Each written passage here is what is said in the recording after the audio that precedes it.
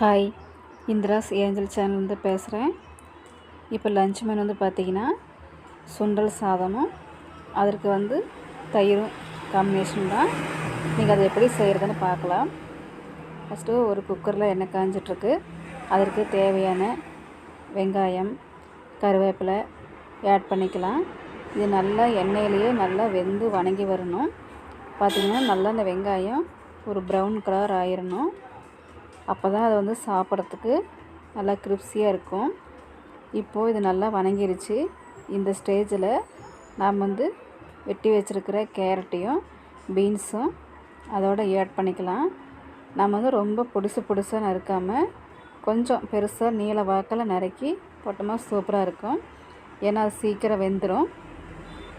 அப்புறம் நாம் இந்த இதுக்கு தேவையான என்ன சொல்கிறாங்கன்னா இஞ்சி, பூண்டு, சின்ன வெங்காயம், கொஞ்சம் தேங்காய், பச்சை மிளகாய் எல்லாம் போட்டு அரைச்ச அந்த பேஸ்ட்டு ஊற்றி இருக்குது.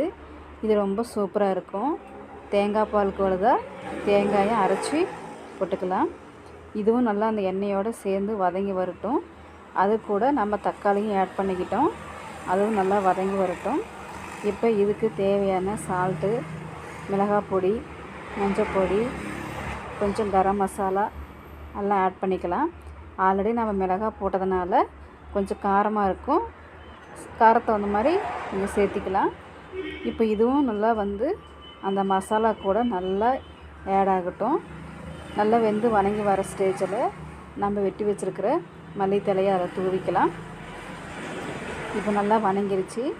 இப்போ நம்ம ஏற்கனவே வச்சுருக்கிற அரிசி இதை கூட போட்டுக்கலாம். போட்டு இதையும் நல்லா ஒரு வணக்கி விட்டு இதற்கு தேவையான தண்ணி ஊற்றிக்கலாம். இப்போ அந்த தண்ணியும் அந்த அரிசியோடு சேர்ந்து நல்லா மிங்கிள் ஆகும். அவ்வளோதான். லைட்டாக ஒரு கொதி வந்த உடனே குக்கரை போட்டு மூடிடலாம். அதுக்கு முன்னாடியே நம்ம உப்பு காரம்லாம் டேஸ்ட்டு பார்த்துக்கலாம். அவ்வளோதான். ஒரு விசில் வந்தால் போதும், இறக்கிடலாம். இப்போ பாருங்கள், சூப்பரான சுண்டல் சாதம் ரெடி ஆயிடுச்சு. இதற்கு கூட தேவைப்படுறவங்க கொஞ்சம் நெய் விட்டு கிளறிக்கலாம். எங்களுக்கு யாரும் நெய் சாப்பிட மாட்டாங்க, அதனால் நாங்கள் ஆட் பண்ணல. அவ்வளோதான் ஃப்ரெண்ட்ஸ், சாப்பாடு ரெடி ஆயிடுச்சு. Okay, thank you.